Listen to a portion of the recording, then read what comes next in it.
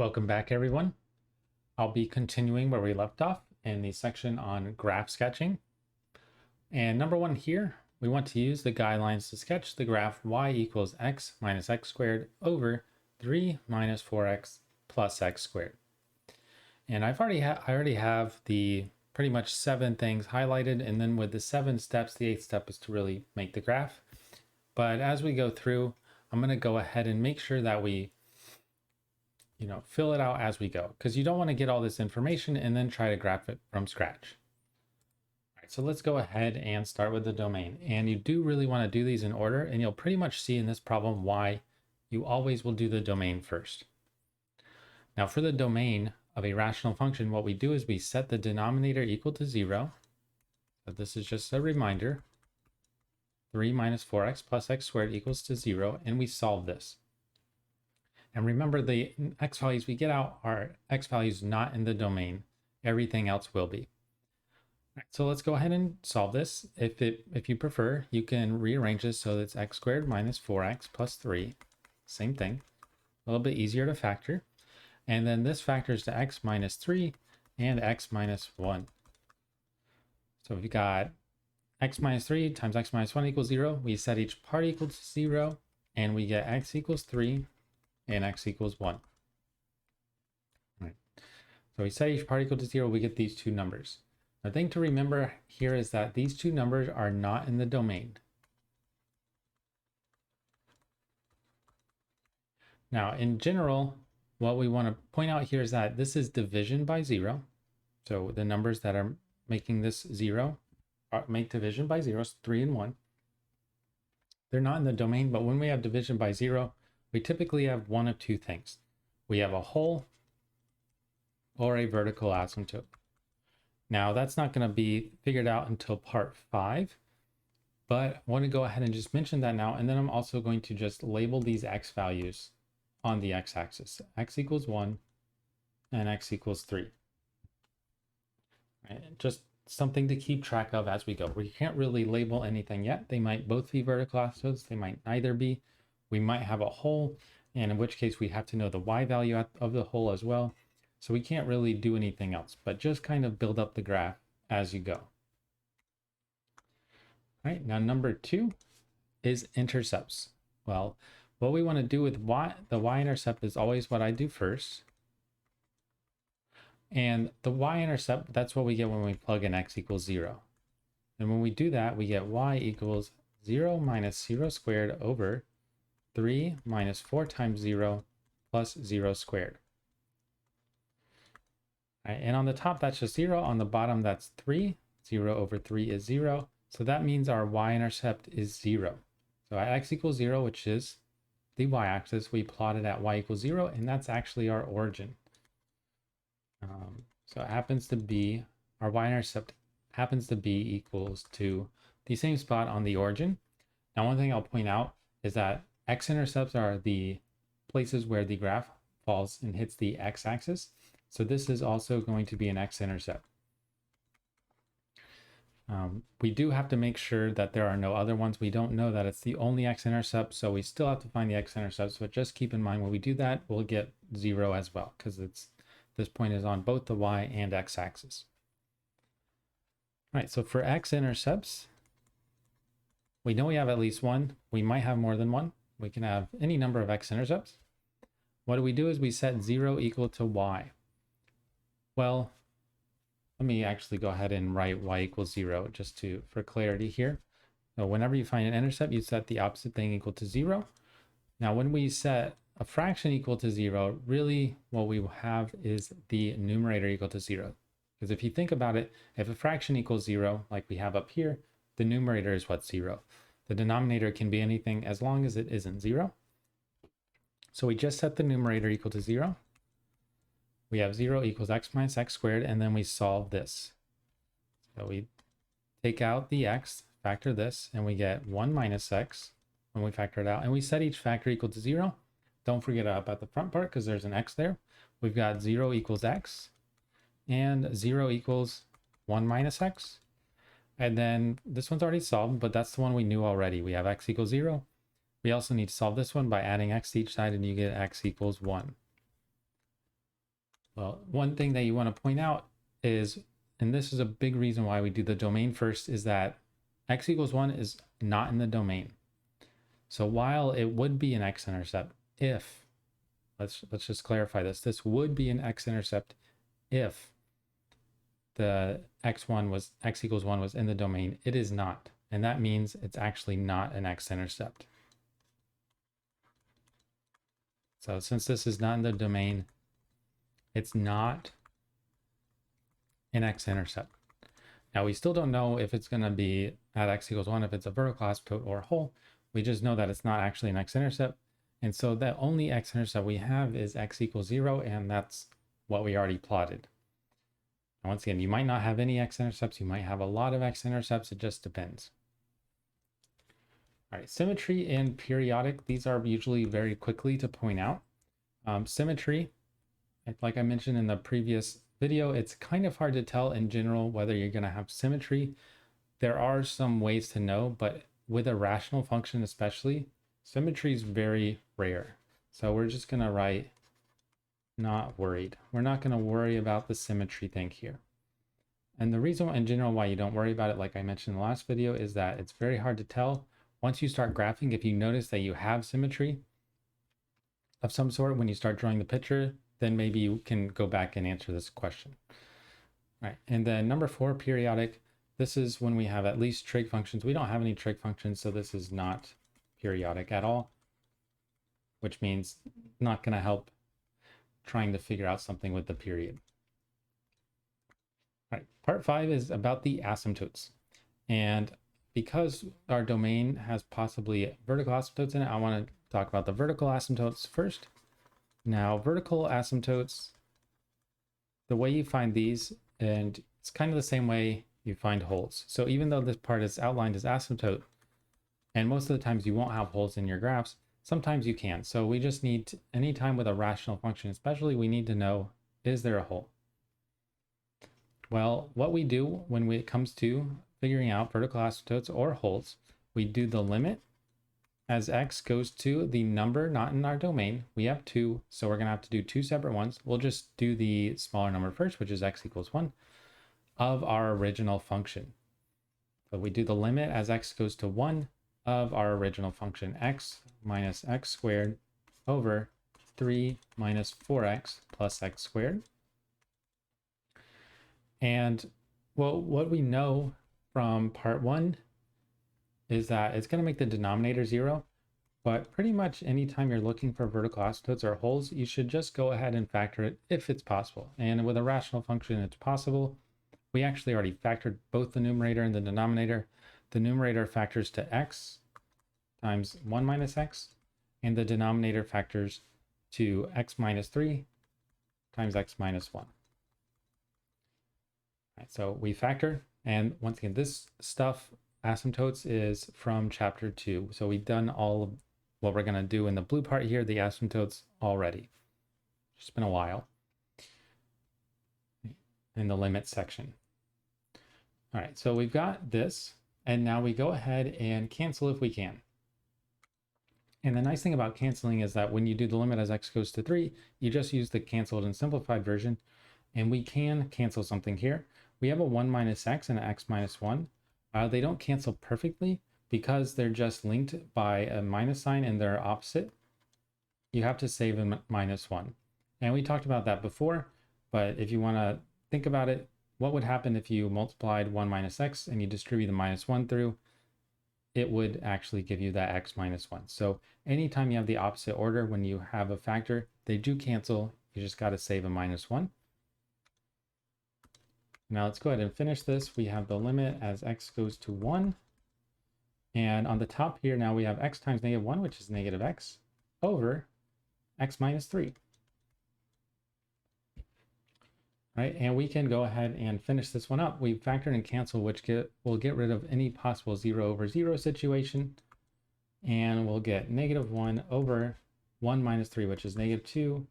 And we cancel out the negatives to get 1/2. All right, so what is this telling us? Well, since x equals 1 is not in the domain, we know it's a hole or a vertical asymptote. When you get a finite number for the limit, this is a hole. and it's a whole at x is 1 and y is 1/2. And that's because the limit here, the number is finite. Now, if the limit is infinite, wouldn't matter if it's positive or negative infinity, or it could even be D and E. It's going to be a vertical asymptote. But we have a hole here. So what I'm going to do is just say that y equals 1/2 is right here. Now, typically we don't point out fractional y values, but because our hole is at y equals 1/2 and it's at x equals 1, I'm going to put y equals 1/2 there, and I'm going to have my hole, open circle. Right, and now we're going to do the same thing, the limit as x goes to 3.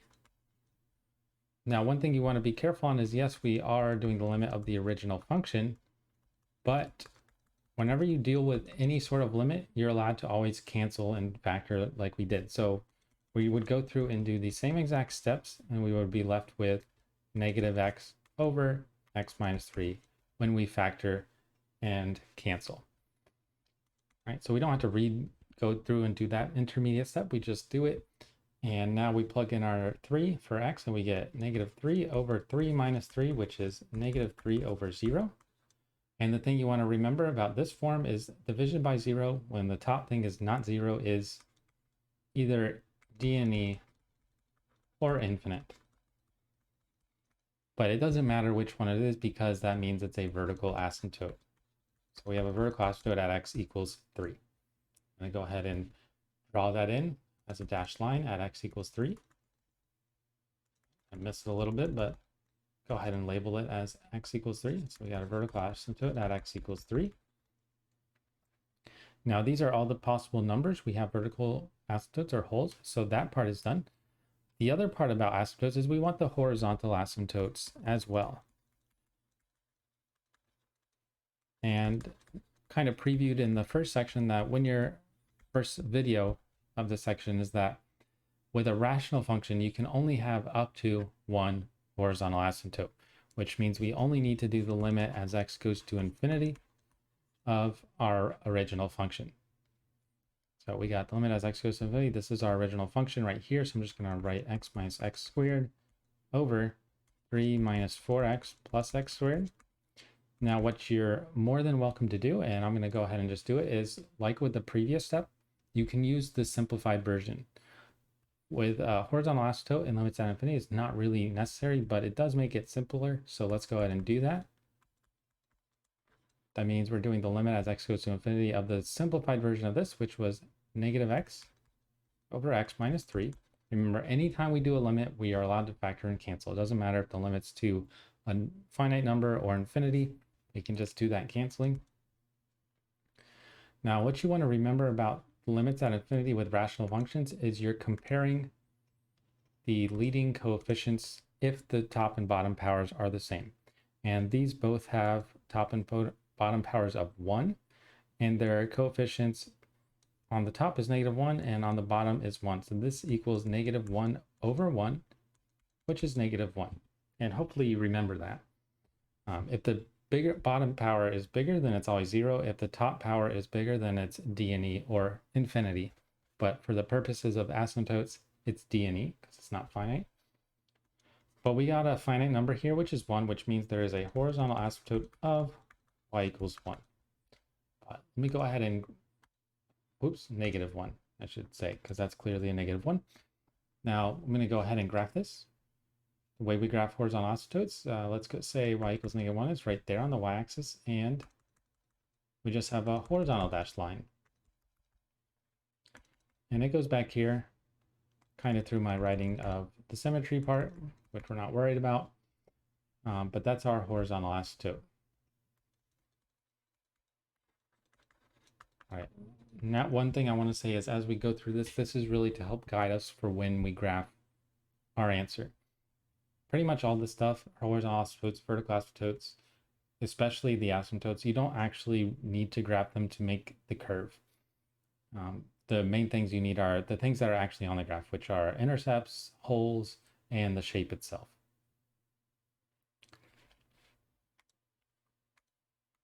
All right, now the next part is the sign chart of the derivative. This is what's going to tell us whether we have any local maximums or minimums, where it's increasing and decreasing.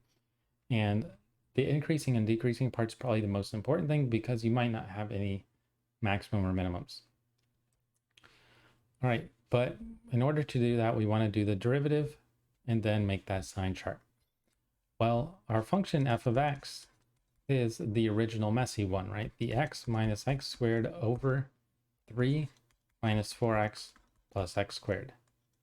But one thing I want to remind you of is that the derivative is just a special limit. So when we do the derivative, since f prime of x is a special limit, what you're allowed to do is, even though you're technically not allowed to work with a formula outside of this, when you're dealing with limits, you're allowed to work with the simplified version. So we're actually going to pretend f of x is this when we do the derivative because we're allowed to work with it since the derivative is a special limit.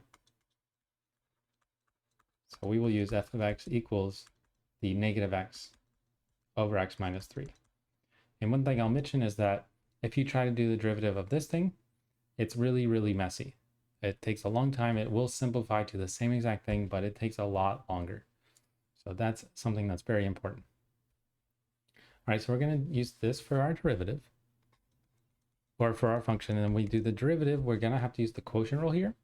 The derivative of the top, negative x, is negative 1 times the bottom, x minus 3, minus the top, which is negative x, times the derivative of the bottom. The derivative of x minus 3 is 1 over the bottom, x minus 3 squared.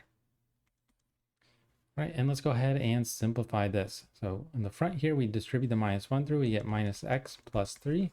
And in the back here, we have negative, negative, which makes a plus x, and then times 1 would be still just plus x over x minus 3 squared. And then the x's and the minus x actually cancel out perfectly for us, and we get 3 over x minus 3 squared. Now, what do you remember about the sign chart is when we have a fraction, we want to find all those critical numbers.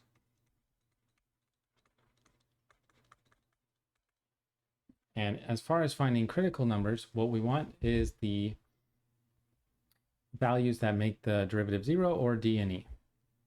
With a fraction, that means you set the numerator equal to 0 and the denominator equal to 0 and solve them separately. So we have 0 equals 3, which is the numerator. And we set the denominator equal to 0. We have 0 equals x minus 3 squared. Now, one thing you should say right away is that this doesn't make any sense. 0 does not equal 3, so there's nothing to do here. There's no solutions as far as the numerator equaling 0. Now, the denominator equaling 0, we can solve this. And let's go ahead and do that. To get rid of the squared here, you can do the square root. Now, in general, we have to do plus or minus on the square root because it's just 0, it's just 0. Doesn't matter if it's positive or negative. We have 0 equals, the square knocks out the square root, and we have x minus 3. And we add 3 to each side, and we get x equals 3.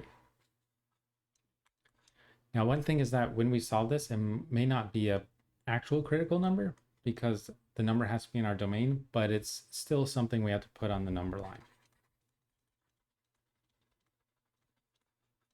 So what I mean by that is critical numbers, if you remember the definition, it's where the function's derivative equals 0 or is d and e, which we set up to solve here, but it also has to be in the domain. Now, even though x equals 3 is not in the domain, you still have to use it on your number line. So we're going to plot this on our number line. All right, hopefully this is starting to sound familiar. I know this one's only been a couple of sections, so hopefully it's not too bad. We have x equals 3. And what do we do with the sign chart? Well, we plug in a number on each side. I'm going to choose 0 for less than 3 because that is always ideal. And I'm going to choose 4, just the next biggest number on the right side. And remember, we're plugging into f prime because we only care about f prime.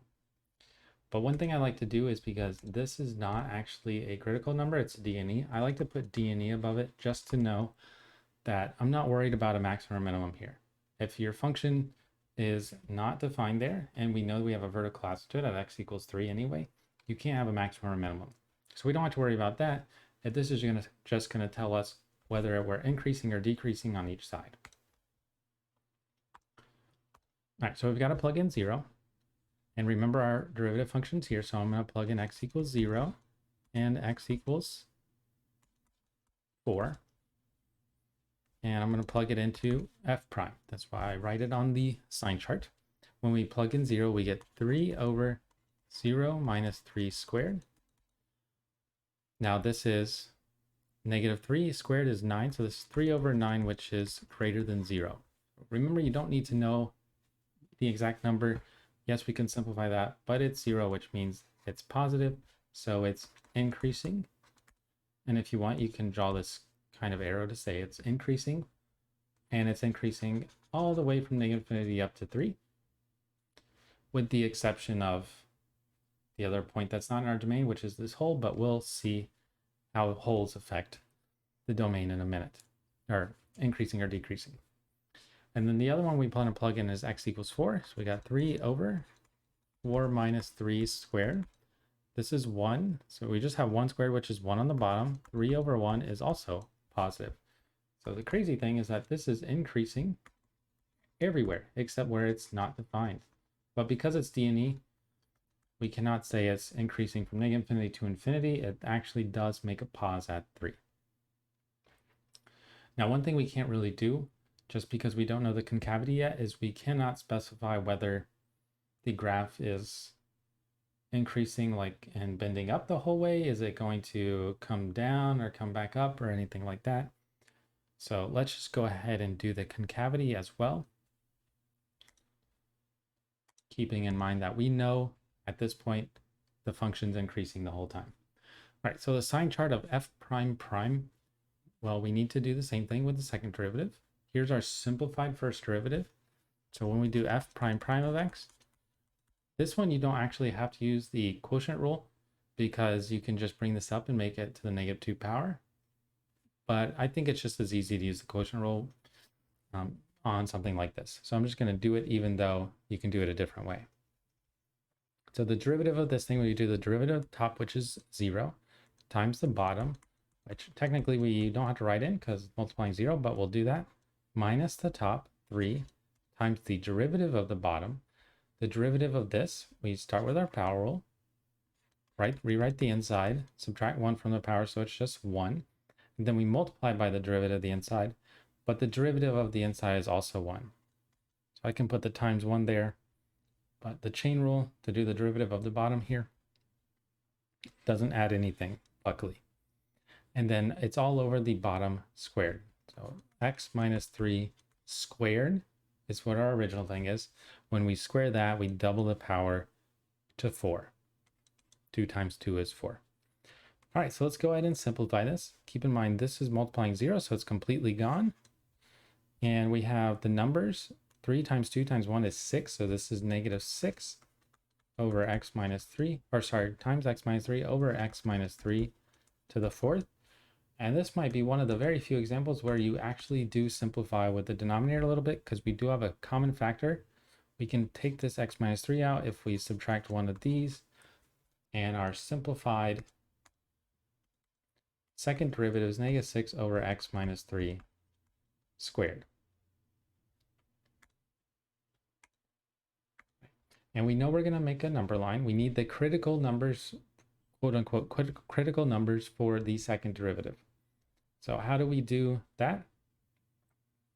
Well, we go ahead and set both the numerator and denominator the same exact thing as last time. We set both the top and bottom equal to 0.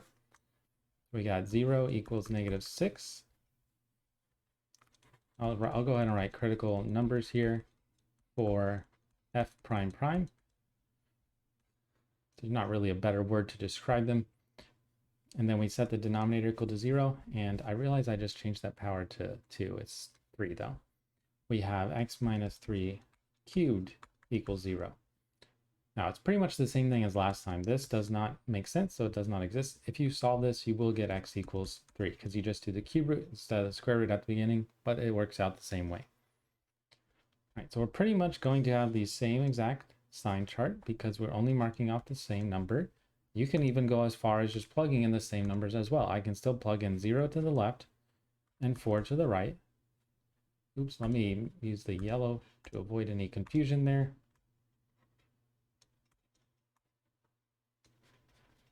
So we're going to plug in 0 and 4, and we're plugging it into the second derivative, which is right here. Go ahead and cover that. So f prime prime of 0 equals an f prime prime of 4. Well, 0, f prime prime of 0, if we do that, we got negative 6 over 0 minus 3 cubed. Well, this is negative 3 cubed is negative 27. And we have a negative 6 on the top. Well, the double negatives cancel out, so it's positive. We got a plus, which means it's concave up. And that's concave up all the way from negative infinity up to 3. And then it's concave down or up, not the other part. Well, let's plug in our 4. We got negative 6 over 4 minus 3 cubed. And that's 1 cubed, which is 1. So this is negative 6, which is negative. So this one is actually concave down. Right, now here's kind of the hard part, is just piecing these two together. It's increasing everywhere. It's concave up on the left part, and it's concave down on the right part. So what I mean by left and right part is at 3 is where our vertical asymptote is. To the left, it's increasing and concave up. To the right, it's increasing and concave down. All right, well, what happens here is that when we actually make the graph, let me use pink since we haven't used pink yet. Because we're concave up, that means and increasing, that means it's bending up. So remember, it's this sort of shape is concave up and increasing. It's going to make this shape. It's going to have to go through the y-intercept. It's going to have to go through where our hole is. Now, all we do here for the hole is we just kind of pretend it's not there. We jump over it, but it looks like that. Since it's increasing and it's approaching this vertical asymptote, it's going to go really steep. Well, as we go back to the left, it just continues this sort of shape. And it's just going to go down to our horizontal asymptote right there. Now, the tricky thing can be, what does it look like on the other side?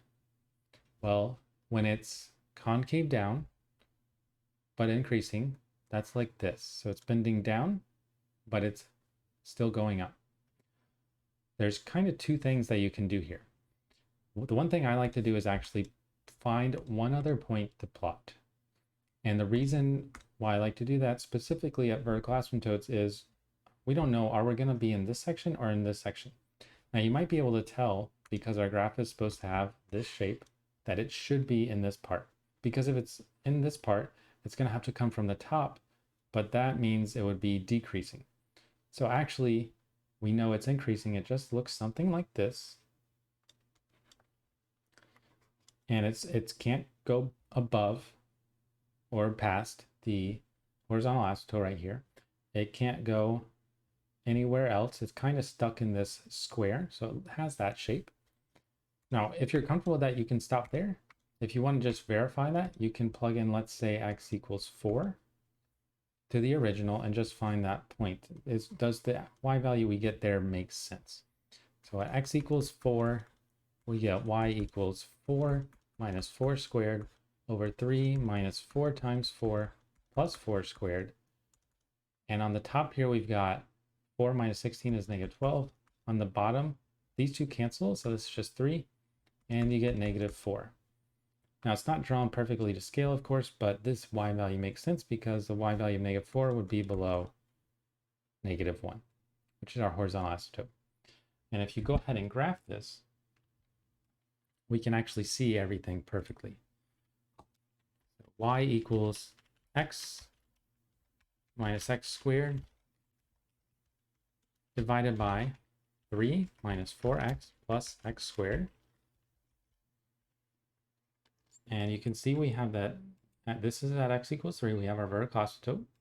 Our graph was in sort of like the top up corner on this side and the bottom right corner on this side, so that makes sense. We had a horizontal asymptote at y equals negative 1, which is right here. As we go to the left, we get close to that. As we go to the right, we get close to that. And probably the only other thing you really want to check to make sure this all makes sense is that x equals 1, which is right here. We have undefined y, but that's what we know is a hole. And you can, if you zoom in even further, you can see that this is at the y value of 1/2. So we actually did absolutely everything perfectly. Once again, the shape is really what's most important. You can see theirs is sort of more flat than mine and then accelerates more, kind of goes up quicker. But the idea is we got the bend, so we got the concavity right. We know it's increasing. We have everything possible.